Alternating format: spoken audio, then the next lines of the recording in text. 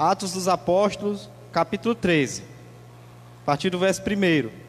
Na igreja que estava em Antioquia havia alguns profetas e doutores, a saber, Barnabé, Simeão, chamado Níger, Lúcio Cirineu, e Manaém, que fora criada com Herodes, o tetrarca, e Saulo. E servindo eles o Senhor, e jejuando, disse o Espírito Santo: apartai-me a Barnabé e a Saulo para a obra que os tenho chamado. Então, jejuando e orando, e pondo sobre ele as mãos, os despediram. E estes então, enviados pelo Espírito Santo, desceram a Seleucia, e dali navegaram para o Chipre. E chegados a Salamina, anunciaram a palavra de Deus na sinagoga dos judeus. E tinham também João por ministro. E havendo atravessado a ilha até Pafos, acharam um certo judeu, mágico, falso profeta, chamado Bar Jesus, o qual estava com o procônsul Sérgio Paulo, o prudente. Este, chamando a si Barnabé e Saulo, procurava muito ouvir a palavra de Deus. Mas resistia-lhes Elimas, o encantador, que assim se interpreta seu nome, procurando apartar da fé o procônsul. Porém Saulo, que também se chama Paulo, cheio do Espírito Santo, e fixando os olhos nele, disse: ó filho do diabo, cheio de todo engano e de toda malícia, inimigo de toda justiça, não cessarás de perturbar os retos caminhos do Senhor? Eis aí, pois, agora contra ti a mão do Senhor, e ficarás cego sem ver o sol por algum tempo. E no mesmo instante a escuridão e as trevas caíram sobre ele, e andando em derredor buscava quem o guiasse pela mão. Verso 12. Então o procônsul, vendo o que havia acontecido, creu maravilhado na doutrina do Senhor. Pode se sentar, Cris.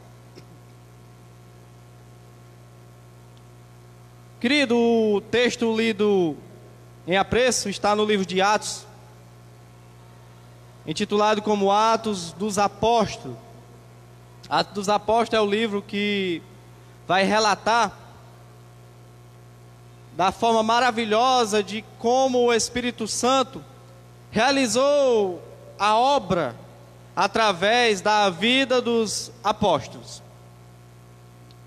O livro de Atos dos Apóstolos, ele tem o formato de uma epístola, de uma carta, com uma forma informativa, enviada a um homem chamado Teófilo. Teófilo, um homem que certamente era uma autoridade da época. Tanto que no início, o autor ele vai começar como um tratado a Teófilo, a esse homem. E o início do livro de Atos dos Apóstolos, ele inicia com a ascensão de Cristo aos céus. Diz que o Messias, a qual haveria de vir, ele vem, ele sofre na cruz, ele cumpre o seu ministério, ele é morto e sepultado, mas a Bíblia vai dizer que ao terceiro dia ele ressuscita. E quando ele ressuscita, ele passa cerca de 40 dias, e ele é visto por cerca de 500 testemunhas. E no início de Atos dos Apóstolos é relatado o momento em que Cristo ele é elevado aos céus. E a Bíblia vai dizer que vários testemunhos vê sendo elevado aos céus. E Jesus nesse momento ele dá várias instruções para os discípulos, porque agora os discípulos eles iam ter que ir avante e continuar a realizar toda aquela obra a qual o Pai tinha lhe proposto a realizar. E Jesus ele dá algumas instruções que nós vemos relatado no livro de Atos dos Apóstolos. E as principais instruções que Jesus dá é a respeito da obra missionária, a respeito do avanço do Evangelho, a respeito da propagação da santa e bendita palavra de Deus. E diz que Jesus ele dá uma ordenança aos discípulos de que eles teriam que permanecer em Jerusalém, para que logo eles fossem revestidos pelo Espírito Santo, para que depois eles fossem testemunha tanto na Judéia como em Samaria e até os confins da terra. E nós podemos ver em Atos capítulo 2 que os discípulos eles perseveram. Diz que daquelas 500 testemunhas, diz que 120 irmãos eles entendem e obedecem à ordenança de Cristo, e diz que eles reunidos com a mãe de Jesus e com Maria Madalena, eles perseveram em oração. Diz que o Espírito Santo, ele desce sobre aquela reunião, e todos aqueles irmãos foram cheios do Espírito Santo, e diz que eles começam a pregar o Evangelho. Diz que o Evangelho ele é pregado em toda a Judéia. Diz que um homem semi-analfabeto como Pedro, ele levanta, prega o seu primeiro sermão. Diz que cerca de 3.000 almas se rendem a Cristo. Ele prega seu segundo sermão, cerca de 5.000 almas também se rendem a Cristo, e vem uma grande perseguição. E nós vemos através de Filipe que o Evangelho ele é pregado em Samaria. Porém, nós vemos até aqui faltando uma parte importantíssima da obra missionária. A obra missionária, até o capítulo 6 de Atos dos Apóstolos, tem alcançado a Judéia, tem alcançado a Samaria. Porém, a ordenança de Jesus é de que depois que eles fossem cheios do Espírito Santo, alcançasse até os confins da terra, ou seja, até as outras nações, ou seja, até os gentios. E diz que surge um jovem diácono chamado Estevão. A Bíblia vai relatar que esse jovem diácono é cheio do Espírito Santo, um jovem a qual prega com ousadia, e muitos homens se enfurecem para com ele. E diz que por conta do testemunho do Evangelho, aquele jovem ele é apedrejado até a morte. Mas ainda assim aquele jovem ele não deixa de anunciar as verdades em meio àqueles religiosos que o matam apedrejado e enfurecido. Mas diz que aquele jovem ele morre contemplando a imagem de Jesus à destra de Deus. E aqui, irmãos, é que começa o grande plano missionário do reino de Deus. Porque diz, esse texto a qual nós lemos, ele inicia com a igreja de Antioquia. E diz que quando Estevão, diz que essa igreja, ela certamente surgiu através de alguns irmãos que foram para lá depois e pós o apedrejamento de Estevão. Porque diz que há uma perseguição muito ferrenha. E muitos cristãos, eles obrigatoriamente têm que fugir e emigrarem para outros lugares. E aonde diz que Barnabé, ele chega nesse lugar, em Antioquia, e diz que lá havia um grande avivamento. Ele lembra de Paulo, leva Paulo, e lá é instituída a igreja de Antioquia, onde foi uma igreja instituída através do sofrimento, através da perseguição.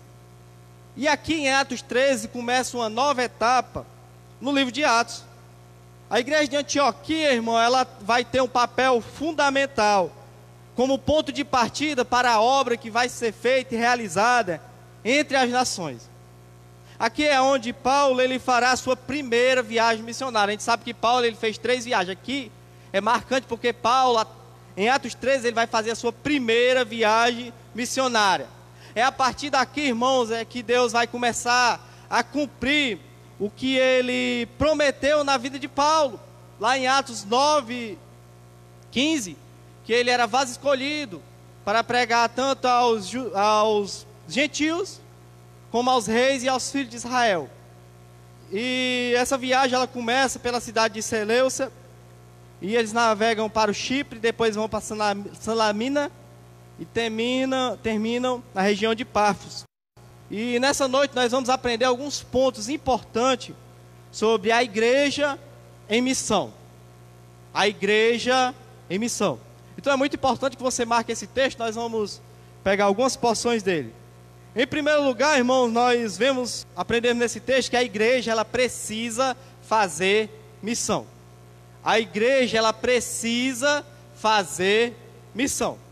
Verso 1 vai dizer que na igreja de Antioquia havia alguns doutores e profetas, a saber, Barnabé, Simeão, Lúcio, Manaém e Saulo.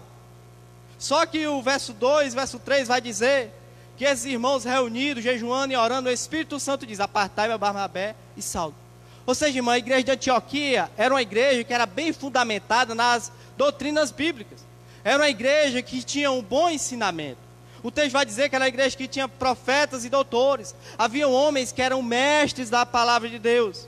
Haviam doutores, mestres abalizados nas santas escrituras. Porém, ainda assim, o Espírito Santo, ele inquieta aquela reunião e separa 2 homens de Deus, como Barnabé e Saulo, para a obra missionária. nos mostrando aqui que a igreja ela precisa fazer missão. Porque a igreja ela tinha doutores, tinha profetas, tinha mestres, porém era necessário também lhe ter missionário. Porque, irmãos, se tem uma coisa que é importante na igreja, é doutrina. Fundamental. Se tem uma coisa que é importante na igreja, é ensinamento. Porém, irmãos, se a igreja ela não está realizando qualquer obra missionária, tudo aquilo, entendeu? Vai ser limitado. Porque a igreja só está completa quando ela tem missionário. Não há outro, irmão, método de crescimento de igreja, a não ser a obra missionária. Porque, irmãos, uma coisa é certa, isso é fundamental, mas nós podemos realizar congressos, nós podemos realizar seminários, nós podemos ter escola bíblica dominical, nós podemos realizar simpósio, nós podemos realizar vários eventos envolvendo a igreja. Porém, se nós não investirmos eficazmente na obra missionária, de certa forma a igreja vai estar incompleta. Porque a obra missionária é algo que é necessário para a igreja. É necessário, irmão, porque toda a igreja local é fruto de missão, de uma obra missionária. Nós vemos por isso. Hoje nós estamos aqui. Nós estamos aqui porque esta igreja, ela é fruto de uma obra missionária. Você está aqui porque você e eu, pessoalmente, nós somos fruto de missão. E por isso, irmão, que quando envolve a nossa responsabilidade de pregarmos o evangelho, não há espaço para um auto-egoísmo. Mas nós temos a obrigação que da mesma forma como nós estávamos no engano, da mesma forma como nós não tínhamos conhecimento da verdade, assim há outras pessoas que da mesma forma assim estão. E coube sobre nossos ombros a responsabilidade de transmitirmos a mensagem do santo e bendito evangelho. Ou seja, irmãos, nós um dia fomos convidados. Um dia compartilharam o link para conosco. Um dia alguém nos entregou um folheto. Um dia alguém expôs a palavra para a gente. E por que não nos é posto fazer a mesma coisa? Jesus ele vai dar uma ordenança lá em Mateus 16:15. Pode ser levado aos céus. E disse-lhes, isso aqui é comum em missão: ide por todo mundo e pregai o evangelho. Esse é um texto escrito. Jesus ele está dando uma ordenança. Aqui não é uma opção para o crente.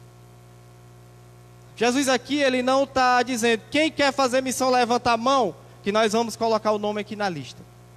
Ele não está dizendo quem quer ir, quem não quer ir, não. Jesus ele está dizendo que todo cristão professo, que todo cristão que tem o entendimento da palavra de Deus, que segue a Cristo, ele tem a responsabilidade de todo canto onde colocar o pé, de todo canto onde ele habita, em todo momento que lhe for possível, anunciar o reino de Deus. Então, irmãos, essa mensagem dessa noite é sobre isso. Para nós meditarmos sobre a nossa responsabilidade, irmãos, de pregarmos a palavra de Deus. De pregarmos a palavra de Deus. Há uma necessidade, irmãos, essa é uma das principais ordenanças e responsabilidade nossa. Pregarmos o evangelho, anunciarmos o evangelho. Sabe por quê? Porque no texto eu acho interessante que nós vemos a urgência do Espírito Santo.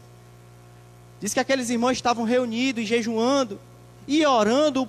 O Espírito Santo diz naquela reunião: apartai-me a Barnabé e Saulo. É como se naquele momento houvesse uma urgência, como se o Espírito Santo estivesse separando urgentemente a Barnabé e Saulo. Irmãos, há uma urgência, irmãos, para nós pregarmos a palavra de Deus, dia após dia, meu irmão. Nós temos visto que está urgente, irmão. Nós temos visto aí casamento gay, era um assunto que antigamente, irmãos, era meio que boato, era meio que uma hipótese. Hoje em dia a gente vê aí, lá onde eu moro, já foi realizado vários. Já está sendo comum. Eles têm criado força. Estão na política, estão no esporte, estão no Senado, estão na televisão, estão nas mídias sociais, estão criando força. Muitos são ativistas, muitos querem influenciar, criarem leis. A gente vê a pedofilia, a gente vê, meu irmão, a corrupção. A gente vê, meu irmão, essa tão grande e avastadora liberação das drogas, violência, meu irmão. Ah, meu irmão, os programas que menos tem tempo para passar sua programação, esses programas policiais. Uma vez, eu não assisto isso, mas eu fui almoçar na casa de determinada pessoa, não sei porque esse pessoal na hora do almoço liga isso. Aí, sem querer, eu ouvi o apresentador dizendo que 2 horas era pouco tempo para passar tanta notícia ruim que tinha para passar. Porque, irmãos, a gente vive em meio a uma sociedade violenta. A gente vê esse carnaval, a gente vê essa parada gay, a gente vê essa crise financeira, a gente vê essa crise, meu irmão, moral. Ou seja, irmão, há uma urgência, irmão, para anunciarmos o bendito e santo evangelho. É urgente, irmão. A gente vê falsos profetas anunciando suas heresias. A gente vê dia após dia eles ganhando terreno, virando potência nas mídias televisionais e sociais. E cada vez, irmão, que a gente vê isso, sabe o que é que significa isso? É que cada dia mais está urgente, irmão, para nós criarmos coragem e ousadia para pregarmos a palavra de Deus.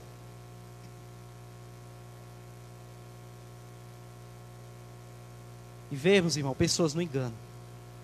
E vermos em meio, sabe, tudo isso, sabe o que é que tem meio? Tudo isso aí? Pessoas sofrendo, pessoas aprisionadas, pessoas enganadas. E nos é posta a responsabilidade de pregarmos o evangelho. Meu irmão, só há um antídoto. Só há uma mensagem. Só há uma. Para libertar essas pessoas. É o evangelho. Não há outro método, irmão. A autoajuda não vai melhorar, irmão. Entendeu? A religiosidade. Que religiosidade? Essa que está sendo pregada por aí, esse misticismo evangélico não vai ajudar. Somente o santo evangelho. Somente o bendito evangelho. Irmão, por mais que sejamos limitados, por mais que sejamos frágeis, por mais que muitas vezes nos achamos pequenos, mas nós temos a palavra, irmãos. Mas nós temos uma responsabilidade. Talvez Deus ele tenha nos dado já suficiente, irmãos, para nós pregar. Parou para pensar isso? Eu nesse dia estava meditando, meu Deus, em meio a tanta dificuldade, mas Deus ele tem me dado o suficiente. Deus ele tem nos dado, irmãos, a oportunidade que talvez outros não tiveram para anunciar a palavra de Deus. Hoje em dia, através até de uma mídia social, você pode compartilhar uma pregação. Hoje em dia, através das mídias sociais, você já pode até evangelizar uma pessoa, mostrar a verdade. Muito mais pessoalmente.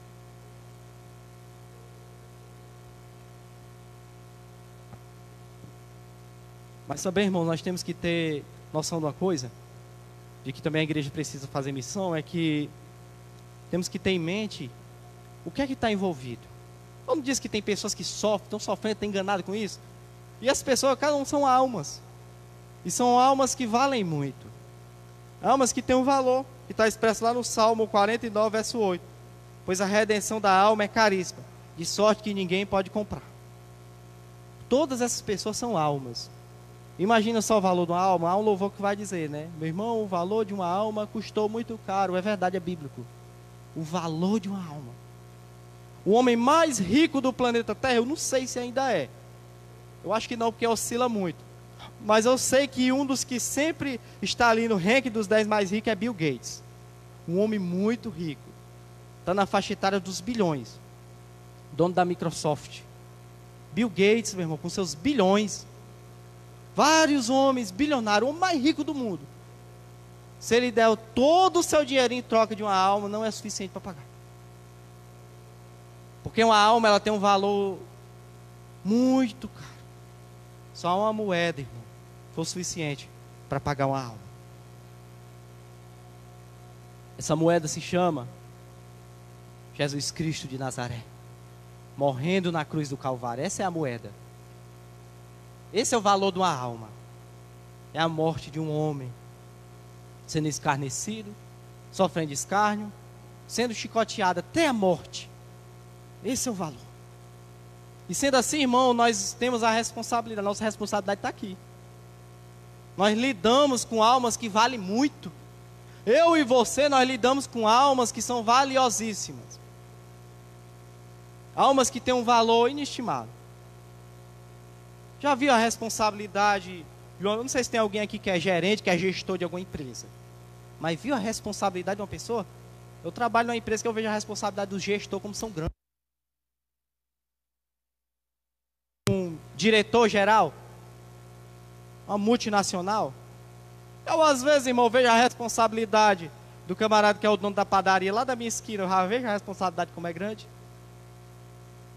O multinacional é a pessoa que lidar com milhões. Se ele errar, milhões de reais de prejuízo para a empresa. Certamente ele é colocado para fora.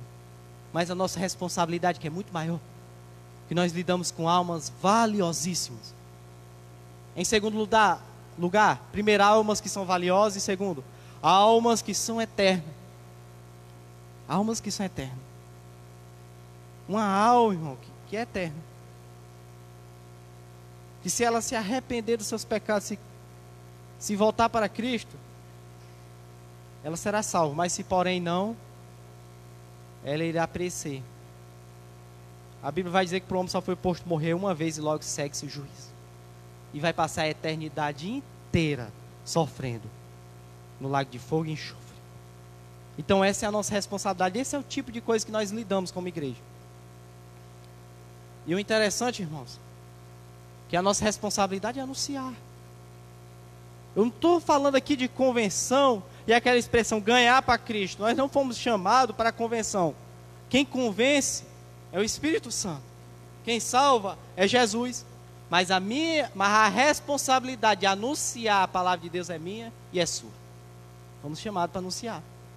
A Bíblia vai dizer que não foi posto a anjos. Se fosse aos anjos, a palavra anjo é mensageiro, eles fariam muito melhor do que eu e você.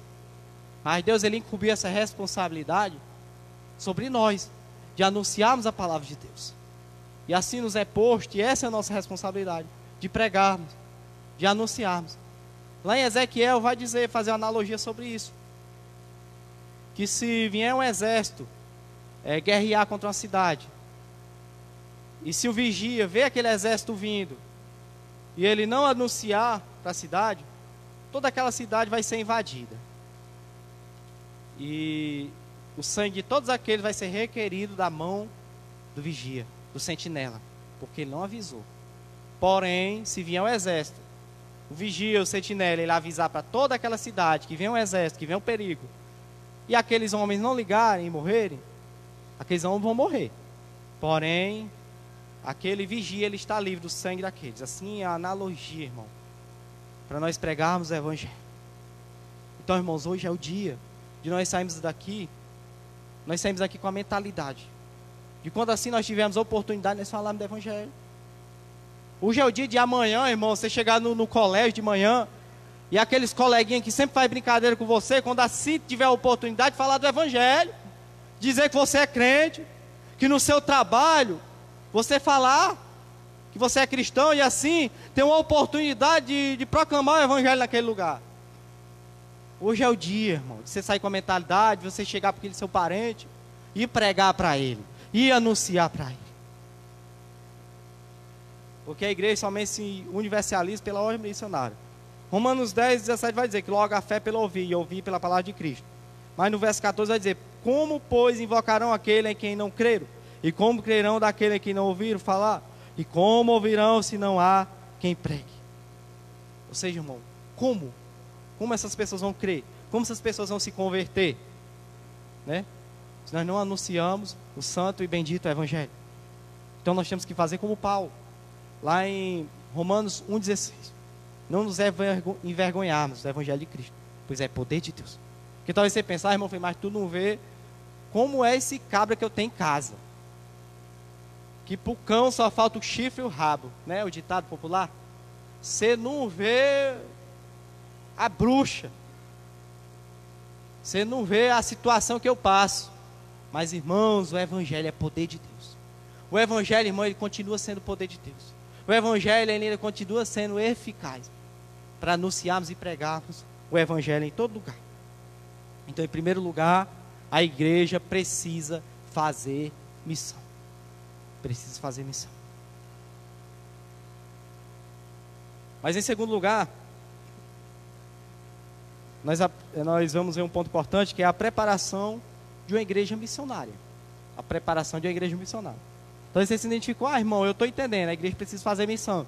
Mas como eu tenho que fazer para me preparar, o que requisito eu tenho que ter para melhorar a obra missionária, ou se eu não estou fazendo, começar a fazer a obra missionária? O segundo ponto vai dizer. A Bíblia vai dizer que havia alguns profetas e doutores, e diz que estes então, jejuando e orando, disse o Espírito Santo, apartai a Barnabé e a Saulo. Nós vemos aqui um dos princípios básicos da preparação. A preparação de uma igreja missionária.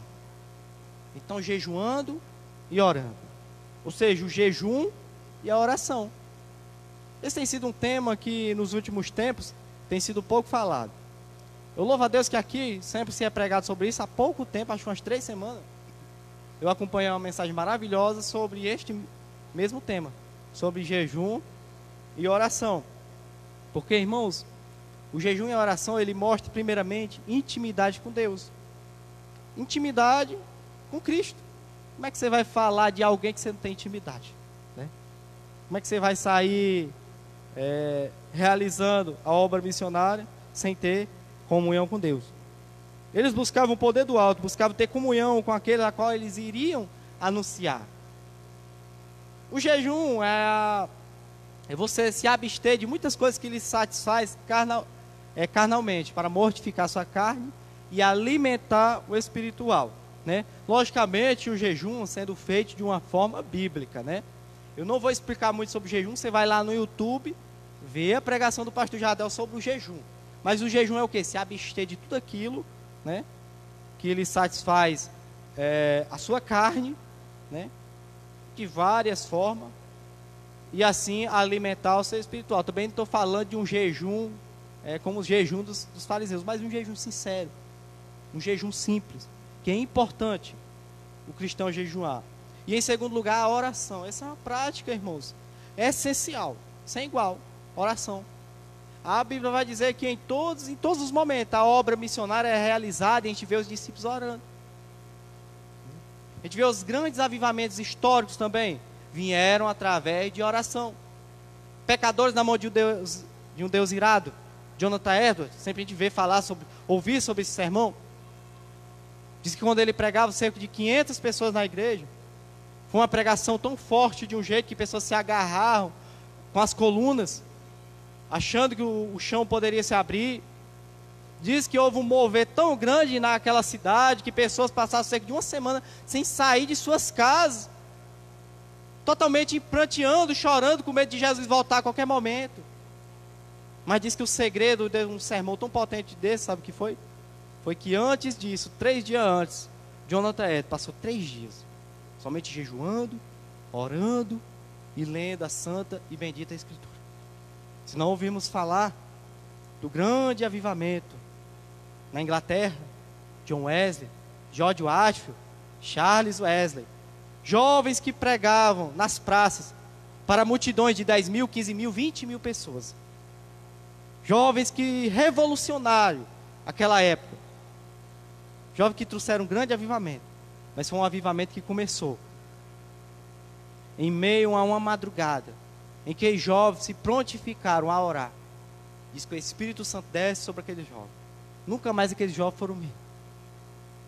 Se não lembrarmos de 1904, país de Gales, diz que um senhor ancião se prontificou em meio ao país de Gales, uma nação totalmente depravada na época, onde bares tinham em toda esquina, prostíbulos, as pessoas totalmente entregues a jogos,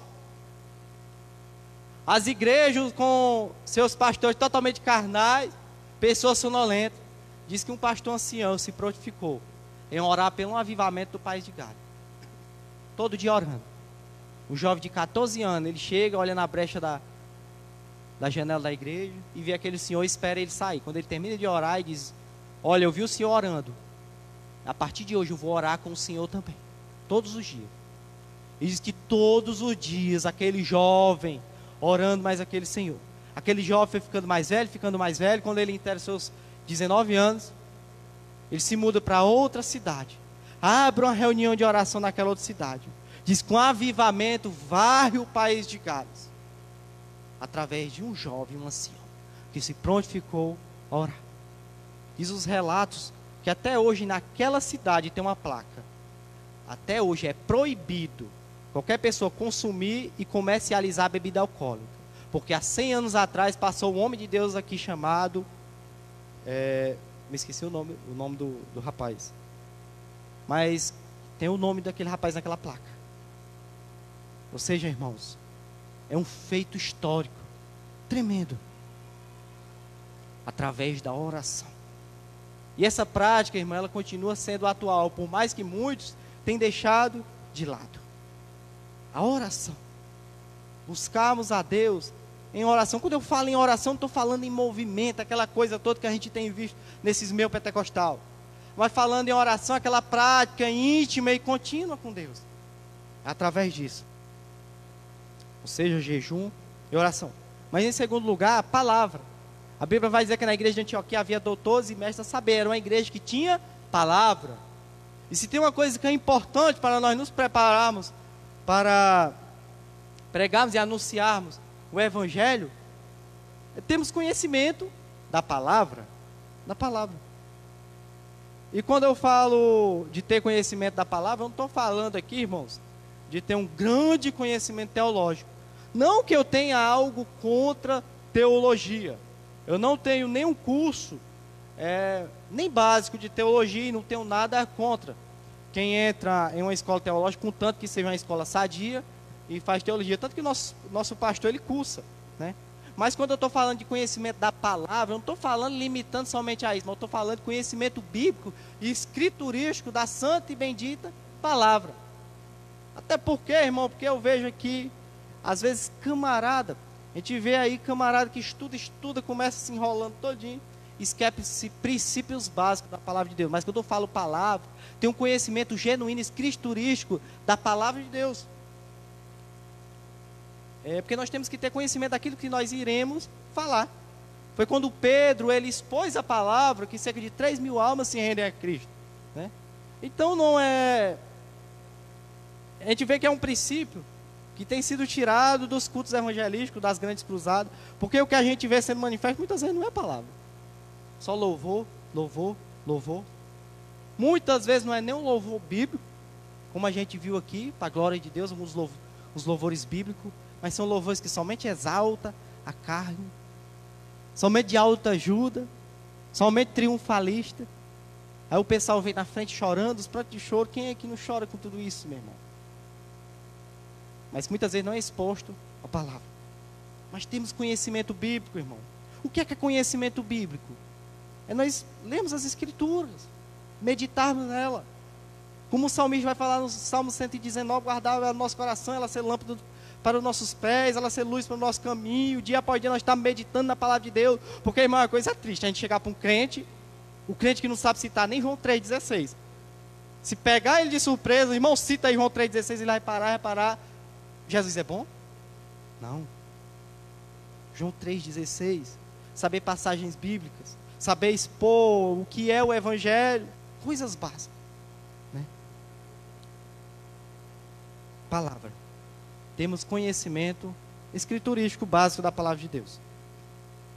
Mas em terceiro lugar, sobre a preparação de um crente para a obra missionária, isso aqui eu acho essencial. Esse ponto aqui eu acho demais. Anonimato. Só isso. Anonimato. Primeiro, jejum e oração, conhecimento da palavra e anonimato. Isso aí vem de Deus para você. Porque a Bíblia vai dizer que na igreja de Antioquia havia alguns profetas e doutores a saber: Barnabé, Simeão, Lúcio, Manaém e Saulo. Acho interessante que o homem que ia pregar o evangelho a todo o continente asiático, o nome dele é falado por último: e Saulo. E o interessante é que quando eles estão reunidos, o Espírito Santo fala aquela reunião e diz: apartai-me a Barnabé e Saulo. O nome de um dos maiores missionários que já pisaram nessa terra é falado por último. Aí deixa eu te perguntar uma coisa, irmão. Nós que talvez temos algum cargo aqui, alguma responsabilidade a mais aqui na igreja, você já teve no banco de reserva? Você já viu um pedreiro virar servente? Um médico virar enfermeiro? Eu acho interessante que assim é o que Deus trata com Paulo. Eu acho interessante que esse homem com o qual perseguia os cristãos, no capítulo 9 de Atos, no caminho a Damasco, ele tem um encontro real com Cristo. E diz que aquele homem, ele cai por terra. E uma voz exclama: Saulo, Saulo, por que me persegues? E ele diz: quem és tu, Senhor? Eu sou Cristo, a quem tu persegues. E diz que Saulo, ele fica cego durante um tempo. E Jesus, ele fala a um certo profeta chamado Ananias, que ele fosse à rua chamada Direitas, na casa de um varão chamado Judas, porque lá estava um homem a qual ele ia ter que ir lá. E diz que Ananias replica e diz: ah, Senhor, mas esse é o homem que tem causado muito males aos teus santos. Mas Jesus confirma mais uma vez com Ananias e diz: vai, porque ele é vaso escolhido para pregar aos reis, aos gentios e aos filhos de Israel. Aqui, irmãos, Jesus está falando que o ministério de Paulo ia ser um ministério fantástico, que Paulo ia ter que pregar aos reis. A gente vê nas viagens missionárias Paulo, ele pregando às autoridades, Festo, rei Agripa, que Paulo ele ia anunciar o evangelho pessoalmente às grandes autoridades da época. Aos gentios, a gente vê as 3 viagens missionárias, o evangelho é pregado aos gentios, a outras nacionalidades, aos pagãos, perfeitamente por Paulo. Aos filhos de Israel, a gente vê Paulo entrando na sinagoga e avidamente, com ousadia, pregando o evangelho na sinagoga e pregando assim aos filhos de Israel, os judeus, os israelitas. Ministério fantástico, um missionário fantástico, o maior missionário que já pisou nessa terra. Porém, no verso seguinte, Jesus ele fala um segredo essencial do ministério de Paulo: mas eu mostrarei o quanto ele deve padecer por amor de meu nome. O ministério ia ter que ser fantástico, mas o preço também ia ter que ser alto. Porque para todo ministério, irmão, fantástico, é necessário um preço fantástico a ser pago. Meu irmão, a obra de Deus não é feita com grandes regalias. Os grandes homens de Deus não é feito com grandes vanglórias e regalias, mas são feitos e moldados através do sofrimento permitido por Deus. E aí acho interessante que aquele homem, ele sai de Damasco, dentro de um cesto. O perseguidor passa a ser perseguido. Ele tenta se apresentar aos irmãos em Jerusalém, mas a igreja o renuncia. Talvez aquele homem pensando: imagina só, a Bíblia vai dizer lá em Gálatas que Paulo, desde sua juventude, ele excedia muitos ao da sua classe. Um judeu, aos 8 anos de idade, ele já entendia de cor o Pentateuco. Paulo, entre todos daquela classe farisaica, ele já tinha excedido em todos em conhecimento. Um homem que entendia o Antigo Testamento de cor, doutor da lei, mestre.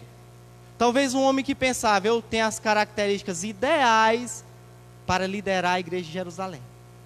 Galileus, homens semi-analfabetos, e eu, doutor, mestre, um homem de um grande conhecimento do Antigo Testamento, mas um homem que foi duramente provado no anonimato de Deus. Diz que aquele homem volta para Tarsus, passa cerca de 10 anos no anonimato de Deus. Vai para a Arábia, passa mais 3 anos, 13 anos, irmãos, no anonimato de Deus. 13 anos. 13 anos meditando. Sabe o que Deus estava fazendo com Paulo nesse momento inteiro? Deus estava trabalhando no ego de Paulo, trabalhando no caráter de Paulo, mostrando a Paulo que ele ia ter que cumprir a obra missionária, não era pela sua própria capacidade, mas pela forma a qual Deus pessoalmente ia capacitar. E Deus capacita homem e mulher de Deus através do anonimato. Mas hoje nós vivemos de uma forma contrária, que pessoas não querem mais passar e aceitar esse tempo de anonimato. Mal vem, meu irmão, para o evangelho, mal conhece a verdade, já está querendo mandar em tudo e em todos. mal tem maturidade, já está querendo mandar no pastor e desmandar. Já está querendo exercer algum cargo, já está querendo louvar, já está querendo pregar. Mas não, irmão, muitas vezes nós temos que passar anonimato. E outros que não fazem por tudo isso, ficam com raiva, até sai com raiva. O pastor não me bota para pregar. O pastor não me bota para louvar. Mas, irmãos, uma coisa é certa. É necessário muitas vezes nós passarmos pelo anonimato de Deus. O anonimato de Deus é tão somente servirmos, estarmos no coadjuvante. Mas eu acho interessante o anonimato de Deus é quando nós não estamos mostrando algo para os homens, mas mostrando algo para com Deus.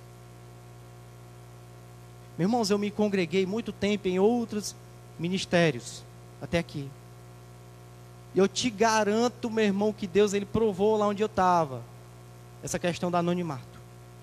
Passar vários tempos na entrada da igreja, carregar cadeira nas costas, caixa de som, tudo isso. E nunca ter aquela vanglória de querer estar no púlpito. Logicamente, eu sei que a gente sente alegria de pregar e desejo. Quando eu cheguei aqui, o pastor disse: olha, Francisco, eu tenho muita confiança em você, gosto muito de você. Porém, você vai passar um bom tempo sem exercer função nenhuma. E eu disse a ele: isso vai ser bom para mim. E se for necessário, irmãos, Deus ele me colocar para passar um bom tempo no anonimato, eu sei que será bom para mim. Porque é através do anonimato que ele foge e molda grandes homens de Deus. Uma coisa que a gente tem que entender, irmão, que antes de liderar, a gente tem que aprender a auxiliar. Foi assim que Deus tratou com muitos e grandes homens de Deus. Se nós não lembrarmos de Josué, quem foi Josué? Josué foi um dos grandes homens de Deus que entrou com o povo na terra prometida. Mas a Bíblia vai dizer que antes disso Josué ele auxiliou Moisés. Se não lembrarmos de Eliseu, Eliseu foi um dos profetas que mais realizou milagre no Antigo Testamento. Que até depois de morto, um homem veio a ressuscitar quando caiu na cova que tocou nos seus ossos. Um homem que recebeu a porção dobrada do seu antecessor, que era o profeta Elias. Mas quem foi Eliseu? Foi um homem que auxiliou a Elias. Quem foi Timóteo? A qual foi da carta lida em apreço que o pastor leu no início do culto? Timóteo foi um jovem pastor, um potente pastor. Um pastor que era apreciado pelo próprio apóstolo Paulo. Mas quem foi Timóteo? Um jovem que auxiliou nada mais, nada menos que o grande missionário apóstolo Paulo, nos mostrando que antes de nós liderarmos, primeiramente nós temos que aprendermos a auxiliar e sermos provados no anonimato de Deus. Mas, então, em primeiro lugar, a igreja precisa fazer missão. Em segundo, a preparação. Aí talvez você tenha se identificado já que precisa e que necessita se preparar. Mas em terceiro lugar, os desafios da obra missionária.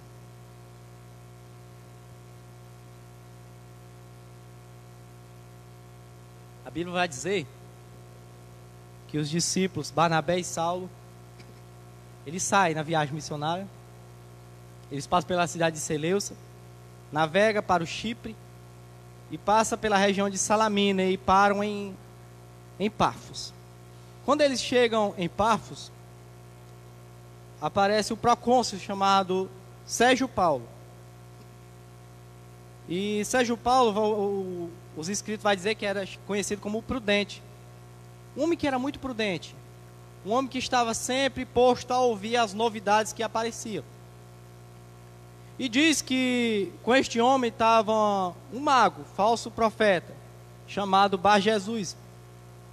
E diz que quando os discípulos começam a anunciar a palavra de Deus para aquele procônsul, que era uma autoridade, um governador daquela região, diz que aquele mago ele quer impedir os discípulos de anunciar, de pregar o evangelho para o procônsul, que o procônsul viesse a ouvir. Porque ali estava em jogo o emprego daquele mago. Certamente aquele procônsul, por ter muito dinheiro, ele pagava aquele mago, né? Para ele mostrar a ele algumas suas magias, suas novidades. E o mago, ele vê os discípulos como uma concorrência, uma afronta para o seu lucro pessoal e seu engano pessoal. Diz que ele se impõe contra os discípulos. como uma barreira, como um desafio para os discípulos pregar o evangelho ao procônsul. E aqui nós vemos exposto nesse trecho os desafios da obra missionária. Em primeiro lugar, a gente vê o desafio do engano religioso. Aquele mago, ele é um engano que quer impedir que o evangelho chegue ao procônsul. E nós temos visto, irmão, os desafios que nós enfrentamos, porque quando nós vamos sair, irmão, é impossível você pregar o evangelho sem enfrentar o desafio. E o primeiro desafio é esse, o desafio do engano religioso. Primeiro, das falsas religiões. E a gente vive meio e cercado a esse engano. Onde o último censo afirmou que tem cerca de 1,3 bilhões de muçulmanos, sendo a maior religião em pauta atualmente. Cerca de 1 bilhão de católicos, 900 milhões de hinduístas, 360 milhões de budistas, 40 milhões de... cerca de 1,300 mil testemunhos de Jeová só no Brasil. Na Índia, diz que na Índia tem cerca de 300 mil deuses sendo adorados. A vaca, o sapo. Ou seja, a gente vive em meio a um globo cercado do engano religioso. E esse engano religioso serve para nós como um desafio, né? Porque muitas vezes as pessoas que fazem parte dessa estatística são parentes nossos. Essas pessoas muitas vezes são entes queridos. Essas pessoas muitas vezes são pessoas que trabalham com a gente, que convivem com a gente. E se não falarmos, irmãos, o desafio que tem surgido, uma nova modalidade como o evangelicalismo atual, o meio evangélico contemporâneo, que tem sido também um desafio para a propagação do verdadeiro evangelho. Homens que exploram o povo, pregam heresia, enganam, lobos em pele de cordeiro, servindo dia após dia como um desafio religioso. E a gente vê que eles são bem estratégicos e organizados. Eles trabalham bem organizados. Mas uma coisa é certa, irmãos. Ainda assim, Paulo, ele rompe aquele desafio.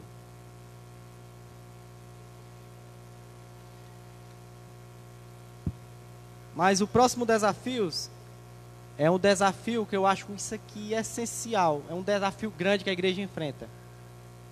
O desafio de se ter cooperadores. Isso é bem comum. O desafio de se ter cooperadores. Ou seja, irmão, a obra missionária ela é feita através de quê? De pessoas. De pessoas. É um trabalho árduo, um trabalho que transpira. Um trabalho que requer muito esforço e requer tempo. E é necessário se ter cooperadores. E é uma obra que tem sido muito deixado de lado. Que pessoas não têm ligado para trabalharem arduamente, de dedicarem o seu vigor na obra missionária. Não tem. Poucos cooperadores. Vemos a dificuldade de escassez de pessoas para propagar o evangelho. A gente vê, irmãos, quando é marcado um evangelismo, então você diz, irmão Francisco, tu preparou essa mensagem baseada em nós aqui, nesses dias. Não, sabe quanto tempo é que faz que Deus me deu essa mensagem? Já está com, se eu mal me engano, com uns 2, 3 anos. Isso aqui ainda continua sendo atual. O desafio de se ter cooperador. Você já viu quando se é feito evangelismo, cultos campais, como se tem um pequeno número de pessoas? E uma coisa é certa, sempre quem já foi ou quem vai para algum evangelismo ou algum culto campal, qualquer evento realizado envolvendo missão, sabe que sempre falta cooperador. E uma coisa, irmão, nós temos que ter em mente, que quando a gente não vai, sabe o que é que nós estamos causando? Peso àqueles que vão. No seu trabalho, você já viu que quando o seu colega de trabalho, ele falta o trabalho, muitas vezes você vai ter que trabalhar por você e por ele? Na obra missionária é do mesmo jeito. Porque, irmão, às vezes é muita casa, é muito lugar para se distribuir folheto para pouca pessoa.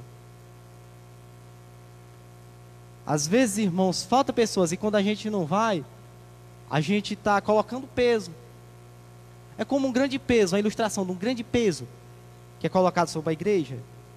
E muitas pessoas até que começam a levar aquele peso, mas um vai saindo de baixo, outro vai saindo de baixo, e aqueles vão continuando e persistindo em segurar aquele peso. Mas por falta daqueles que saem de baixo, eles vão sendo maltratados. Assim é a obra missionária, irmãos. Quando nós não estamos indo, quando nós não estamos fazendo, nós estamos aumentando o trabalho daqueles que estão indo. Então, irmão, não estou trazendo isso aqui como desabafo. Deus me livre de eu fazer um negócio desse. Nunca gostei disso. Mas eu estou aqui, irmãos, para nós sairmos meditando nisso, da nossa responsabilidade como cristão, de pregarmos o Evangelho. Porque Jesus, ele disse que grande é a seara, mas poucos são os ceifeiros. Então é necessário, irmão, nós sairmos daqui e nos despertarmos para pregarmos o Evangelho. Mas em terceiro lugar, o terceiro desafio. Primeiro, o desafio do engano religioso, o desafio de se ter cooperador e o desafio financeiro. O desafio financeiro, né? Que tem sido muito mal falado nas igrejas por aí. Mas que eu louvo a Deus pela graça de Deus. Que tem uns camaradas no YouTube aí, por aí afora, achando que nós estamos querendo ser melhor do que os outros. Não, nós não somos melhor do que ninguém. Mas pela graça de Deus, para a glória de Deus, a gente tem procurado fazer este princípio aqui correto. E é um desafio, irmão, desafio financeiro. Porque se tem uma coisa que para a obra missionária ir avante, sabe o que é necessário? Ajuda financeira. A ajuda financeira. Né? A gente vê que há um lema muito grande de missão que vai dizer que a missão ela é feita pelos pés dos que vão, dos joelhos do que oram, mas também pela mão dos que cooperam. Cada um tem uma função.